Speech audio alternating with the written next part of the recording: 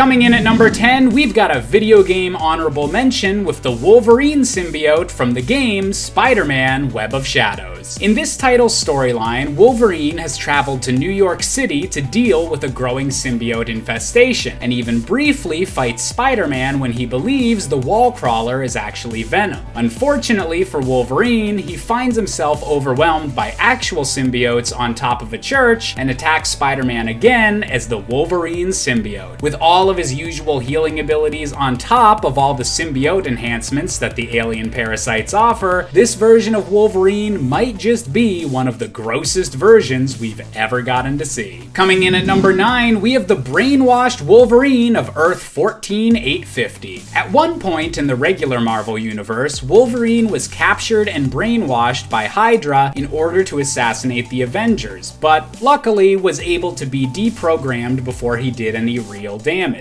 On this alternate Earth, however, the deprogramming never took place, and Wolverine's killing spree of superpowered heroes was able to last for months. Armed with all of his incredible abilities, absolutely no remorse, and the addition of HYDRA-developed teleporting technology that nullified even Wolverine's usual weaknesses, and this was a horrifying enemy that even the Avengers couldn't handle. Coming in at number 8, we've got a live-action detour with X-24 from the 2017 film Logan. An allegedly perfect clone of Wolverine, but with none of the compassion or humanity, X-24 was treated like an attack dog and followed the orders of Xander Rice to hunt down and capture the real Wolverine and the young mutant girl he was protecting. Based on Wolverine during his prime years, he was able to physically overcome the true Wolverine and was only able to be defeated at the last minute by a bullet made of pure adamantium right to the skull. Coming in at number 7, we have the vicious Vampire Lord Wolverine. In an alternate universe where vampires have launched an all-out assault on the United States, most of the X-Men are bitten and mind-controlled by the Lord of the Vampires, Dracula. Unfortunately for Dracula, however, Wolverine's healing ability allows him to regain his own mental control despite becoming a vampire, and thus is able to overthrow Dracula and become their leader. Consumed by a bloodlust that amplifies his already pretty terrifying rage, Wolverine and his vampire army are able to wipe out most other superpowered life on the planet, only finally being defeated by the combined forces of Doctor Strange and the Punisher as a vampire hunting duo. Coming in at number 6, we have the infamous zombie Wolverine. Many superheroes and villains of the Marvel Universe found themselves infected with an undead plague on the alternate world of Earth 2149, but Wolverine might be the character who experienced the oddest side effects from becoming a member of the Zombie Legion. Initially fighting alongside Magneto to help defeat the undead threat with the X-Men, Wolverine was eventually bitten and overwhelmed while attempting to defend Nick Fury and S.H.I.E.L.D.'s main base of operations. Turning against Magneto, this version of Wolverine slowly discovered his healing factor was affected by his zombification, meaning his arms could no longer support the adamantium claws throughout his body. Attacking any living thing he could with the shreds that remained of his limbs, this version of Wolverine would go on to even consume Galactus, becoming a cosmic undead threat to the rest of this very doomed Marvel Universe. Coming in at number 5, we have the villainous Wolverine of an alternate future, SABRECLAW. Hailing from Earth 982, this son of Wolverine and an unknown woman absolutely hates his original father, so much so that it seems to have literally changed him into appearing more reminiscent of Sabretooth than his actual dad. Wearing adamantium sheaths on his bone claws to make them even deadlier, SABRECLAW was briefly a member of this universe's Sinister Six before eventually being convinced to put his differences aside with his father and help defend the world from the threat of Galactus and the daughter of Loki. Just another day in complicated comic book family dynamics. Coming in at number 4, we have DAKEN, the dark son of Wolverine. Named after the Japanese term for mongrel dog, DAKEN is the tragic child that Wolverine never knew about, his mother being murdered before Wolverine even knew he had a kid. Cut from his mother's body, DAKEN was raised to hate his father, and in their very first encounter, slashed open his stomach and left him to die. With the same incredible healing abilities and bone claws as his dad, DAKEN has had a long road of trying to find his proper place in the world and has fought on the sides sides of both good and evil over the course of his tragic life, but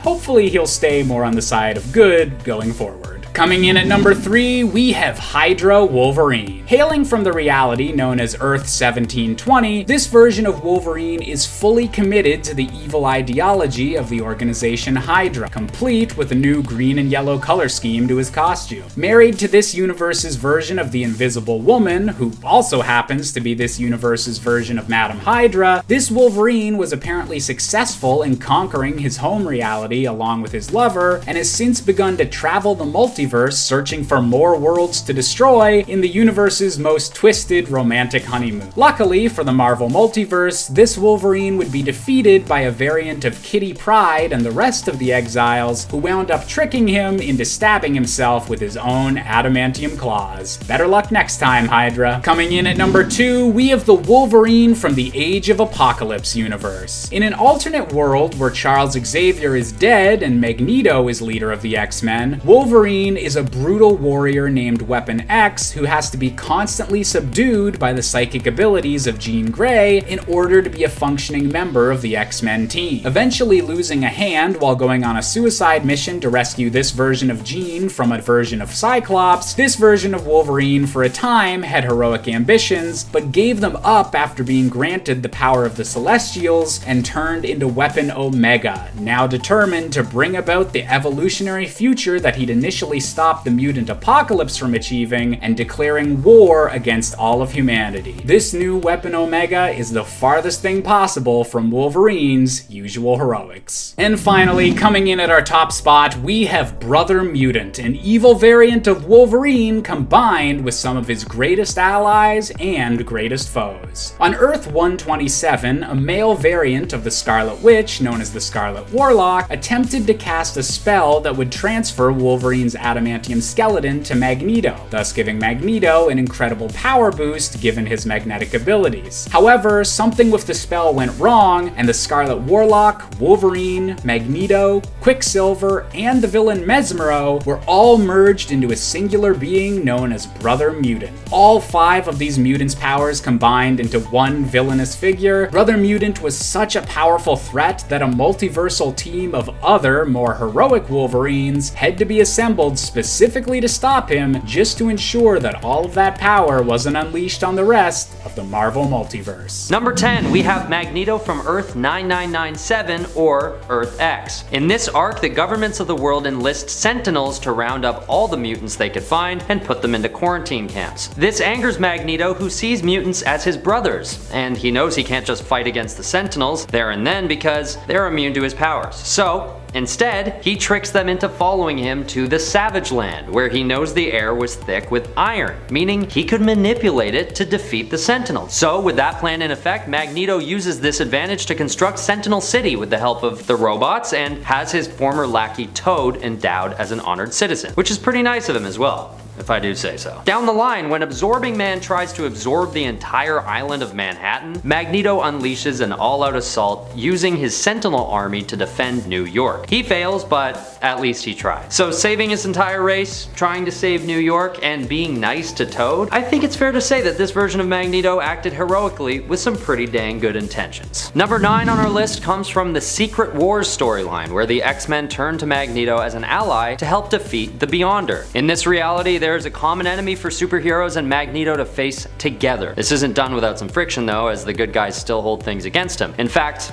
when they first considered joining up against the Beyonder in issue 1, everyone argues with Magneto, who won't stop pushing his problematic philosophies, but Professor X vouches for him, and in a later issue, after some more infighting, Magneto finally comes around. The tough part of this storyline is that Magneto really is a huge asset to the team in their efforts against the Beyonder, but his arrogance and insecurities just make it so hard to work with him. So yes, Magneto is a hero in this storyline, but he doesn't really have that wholesome energy that most superheroes flaunt with ease. At least he stands by what he believes. I'll give him that much. Alright, at number 8 we have the Magneto from Captain America 5. In this storyline, Magneto is once again finding his way into Captain America's business, but not to team up with the hero. Well, in a way I guess he sort of is. This version of Magneto isn't much different from the rest. He's still got the backstory of the Holocaust, and with that comes a lot of totally justifiable and understandable resentment, especially when it comes to facing off against Red Skull, a known Nazi character. In Captain America issue number 367, Magneto spends the whole time chasing down Red Skull, at one point facing off against at least 9 Red Skull decoys. It goes without saying that the reader is meant to be rooting for Magneto in this part of the story as he seeks out his just revenge against Red Skull. I mean, Red Skull even does a salute and everything. It's an old comic. Can we even show that? But what makes this version of Magneto really deserve a spot in this list is how he handles Red Skull once he gets the best of him. Instead of acting like a villain and doing what Red Skull would have done, killing him, Magneto just leaves him in a cold, dark cell. He rises above the evil deeds of Red Skull and leaves him to think about the horrors that he'd perpetrated. Bam! Take that, Red Skull. That was a satisfying and definitely heroic moment for Magneto. Alright, let's move on to number 7 with a newer X-Men storyline, Dawn of X. In this storyline, which only came out in February 2020, Magneto is once again coming to the aid of the mutants at Professor Xavier's school. This comic series tells the story of Professor X trying to build the first mutant civilization on an island called Krakoa, which is actually an effort that Magneto could get on board with, considering his strong convictions for equal rights for all mutants. Right off the bat in the first issue, we have Magneto showing tenderness towards Cyclops, a typical enemy of his, as they face off against apes with PhDs. Tragically, spoiler alert, Professor X is assassinated and Magneto is in a state of deep mourning for his old friend. And later we see Jean Grey trying to appeal to a depressed Magneto who seems to have forgotten his old grudges against the X-Men. They work together to try and resurrect Professor X, and I'm not going to tell you what happens because this is a new issue and you should read it. But once again, Magneto has found a common thread with the other mutants in this storyline, ending up fighting alongside them rather than against them. Alright, at number 6, it's the Magneto in original Uncanny X-Men, where the supervillain actually comes through a number of times. Firstly, in issue 150, we see him defusing a very serious situation where Russian nukes are headed towards him and others. Although this actually was an attack to prevent Magneto from doing his own evil deeds, he stops a nuclear attack nonetheless, which could arguably have been more detrimental than what he'd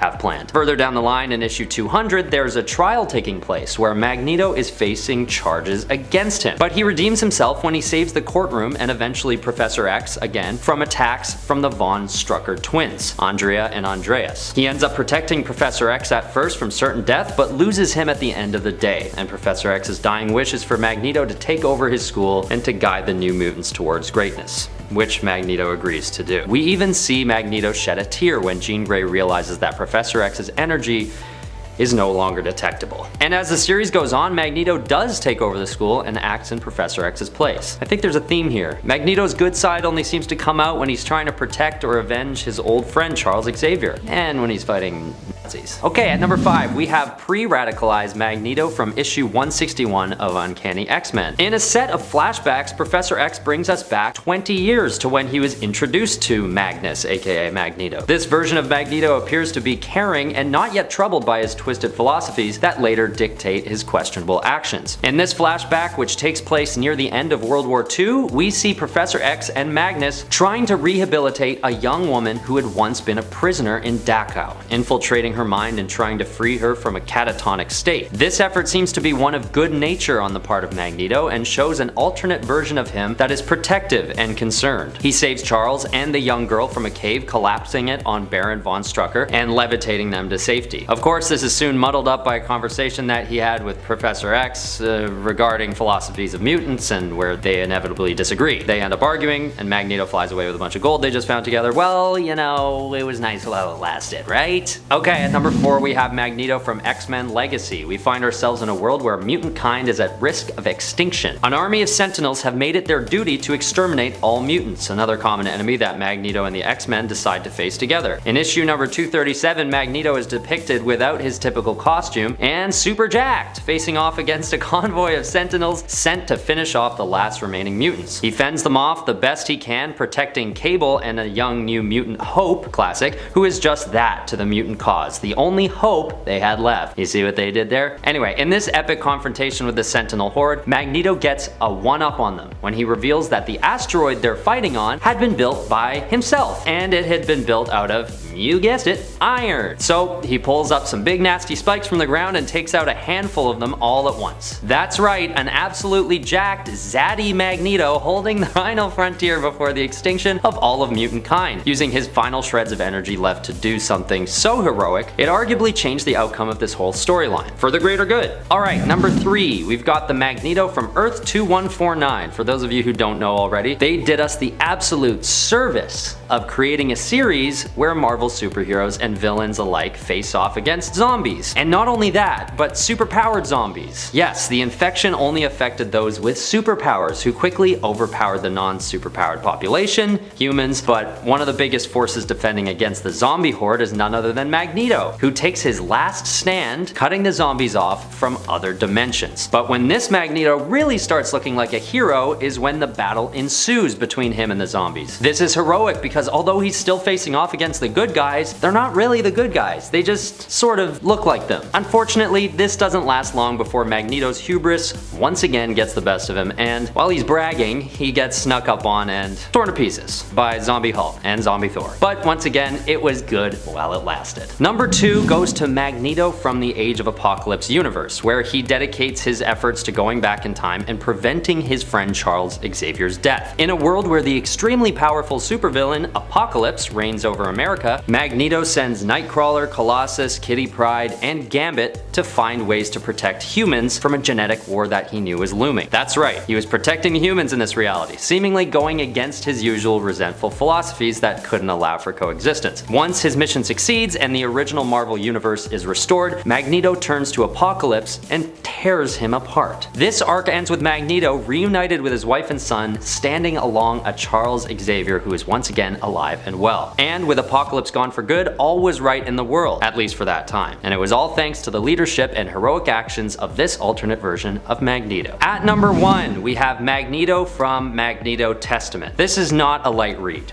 This isn't a story of Magneto coming to the aid of the Fantastic Four or the Avengers. In this story, we learn about Magneto's origin, which we all know began during World War II. He was a young Jewish boy named Max Eisenhardt trying to survive in a world where dangers exceeded even the worst supervillains in any comic book. He does everything he can to survive, all the while trying to protect Magda, the girl he loves. He makes deals with the guards to keep her safe, all the while supporting an uprising that eventually frees he and Magda from their captivity. This version of Magneto belongs at number 1 because our sympathies for this younger version of the supervillain extend beyond the world of comic books and into real life. This young Magneto heroically traverses the horrors of those times, capping off one of the most captivating and impactful origin stories out of any comic book series to date. Number 10, Ultimate Storm. While Storm is considered an Omega level mutant and is also the queen of mutant Mars currently in the Ultimate Universe, she isn't quite as powerful. Here, Storm still has her weather manipulation mutant powers, but she also doesn't seem to have immunity to them, and they aren't quite as powerful as her 616 version. Now, I put mutant in quotes there because the mutants really aren't quite the same in terms of their origin in comparison to Earth 616, so I'm not sure if we even really consider them mutants following the revelation that they were created as a result of Super Soldier Serum, basically experimentation runoff. Storm in the Ultimate Universe of Earth 1610 can use her powers to influence the weather by commanding meteorological energy patterns. However, this doesn't mean that she herself is immune to their effects. She can potentially electrocute herself, catch fire, or even catch a cold just from being out in the rain too long, which aren't really symptoms that 616 Storm seems to be vulnerable to. She is still, however, a skilled and agile thief in this universe.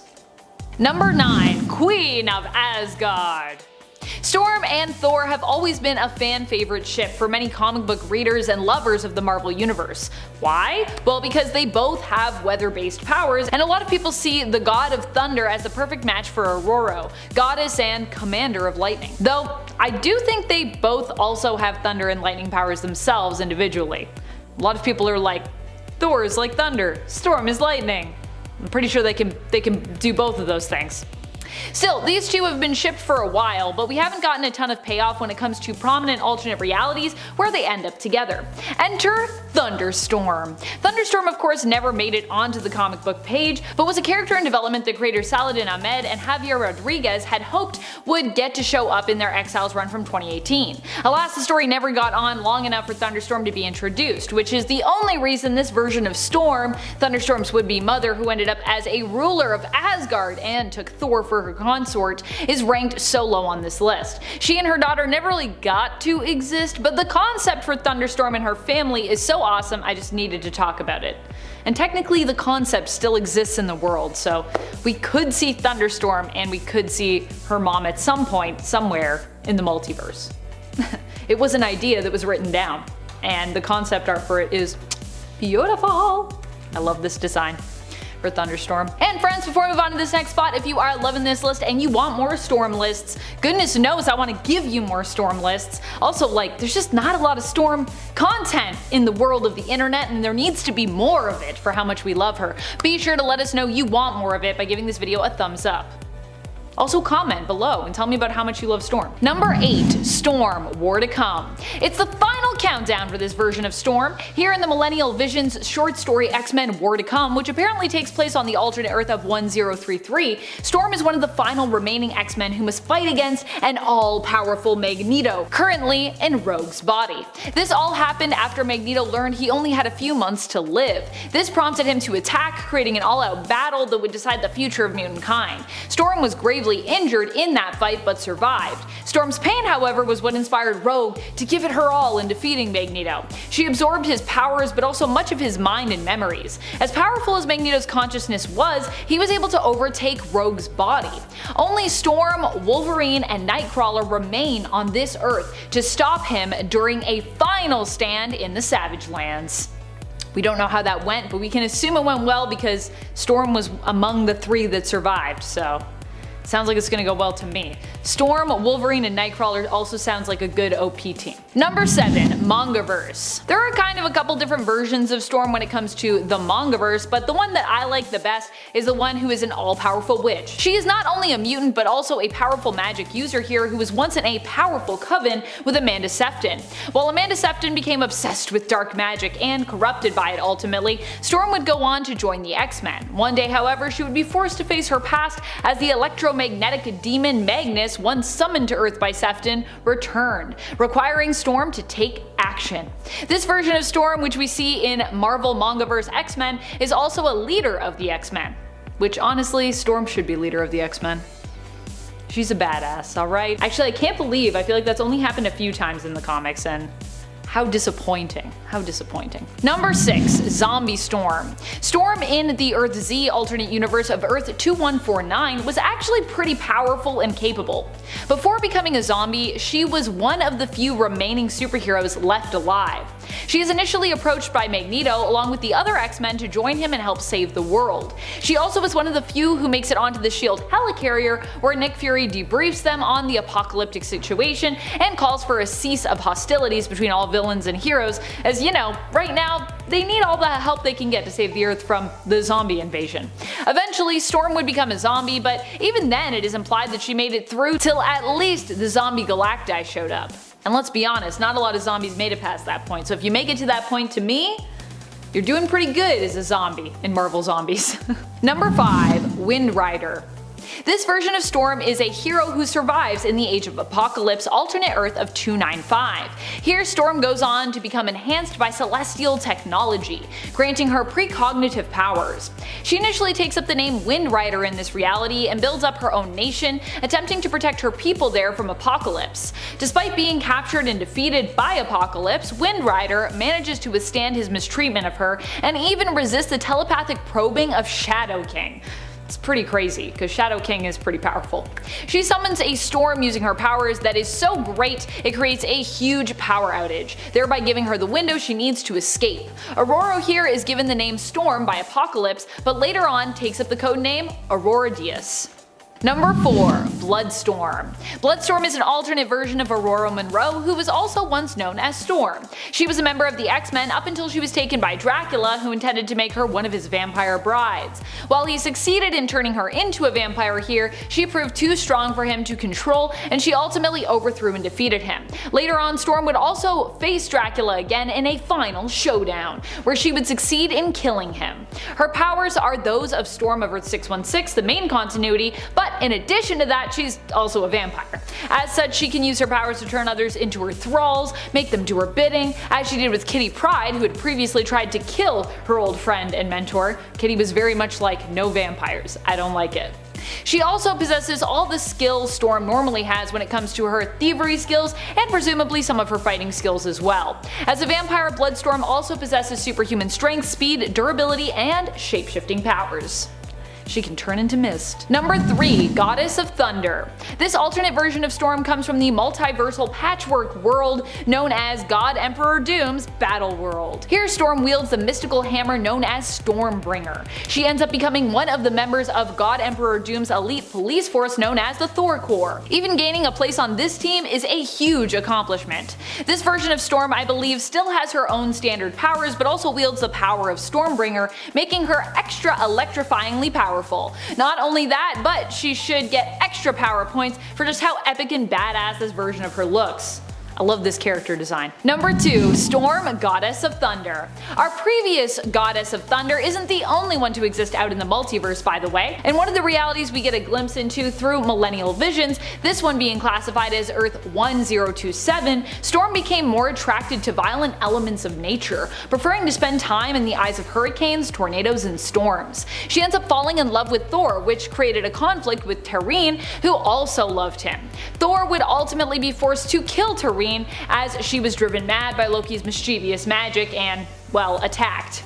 As such, Storm would inherit Tarine's hammer and become known as the Goddess of Thunder. Number 1. STORMPHOENIX. This version of Storm appeared in the What If story, What If Storm Had the Power of Phoenix. It was featured in issue 79 of the first volume of What If from 1989. Here Storm ends up as the Phoenix instead of Jean, after she creates a tornado to save the shuttle she and her fellow X-Men are as it hurtles down towards Earth from outer space. The real Storm, like Jean, ended up gravely injured and basically comatose, kept in a pod under the sea, while the Phoenix took her place, becoming a sort of an imprint of her and itself melded together, the STORMPHOENIX. The STORMPHOENIX was all powerful, but while Aurora was fair, just, and compassionate as a person, the STORMPHOENIX eventually became cold as ice and cruel to those who disobeyed her laws while she ruled over Earth. Initially, life was basically like a paradise, but as her punishments became more and more unforgiving, the world slowly became a hell where those punished and those even in the vicinity were killed by vicious storms that the STORMPHOENIX would unleash on them. Eventually, STORMPHOENIX would be defeated. While it's vague how this happened, it is implied that multiple warheads had to be deployed to blow her up, or at the very least just to scare her off. So she is gone, but also it took a lot, because STORMPHOENIX.